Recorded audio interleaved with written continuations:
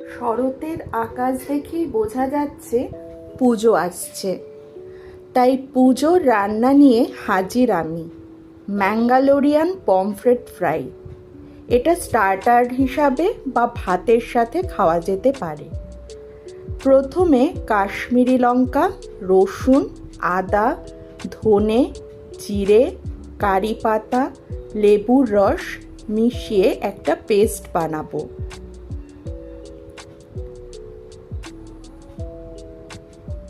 পেস্টটার colour আর consistency দুটোই perfect এসেছে। এবার আগে থেকে নুন হলুদ মাখানো মাছে মশলা ভালো করে মাখিয়ে দেব। অনেকে বলেন পুজোর শপিং নাকি ছোটবেলাতেই শুধু ভালো হতো। আমার তো এখনো খুব ভালো লাগে। এই রান্নায় এই মশলা বানানো আর মাখানোটাই মেন কাজ। এবার ভাজার পালা। তেল গরম করে তাতে মাছের একটা পিঠ ভাজতে দিলাম, আর অন্য পিঠে ভালো করে মশলা লেপে দিলাম। এক পিঠ ভাজা হয়ে গেলে অন্য পিঠ ঠিক এইভাবেই ভেজে নেব। পরপর মাছগুলোকে এবার একই রকমভাবে ভাজতে থাকবো।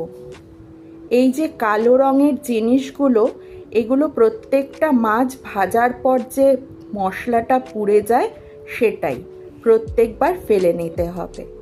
ব্যাস তৈরি হয়ে গেছে আমার ম্যাঙ্গালোরিয়ান পমফ্রেট ফ্রাই।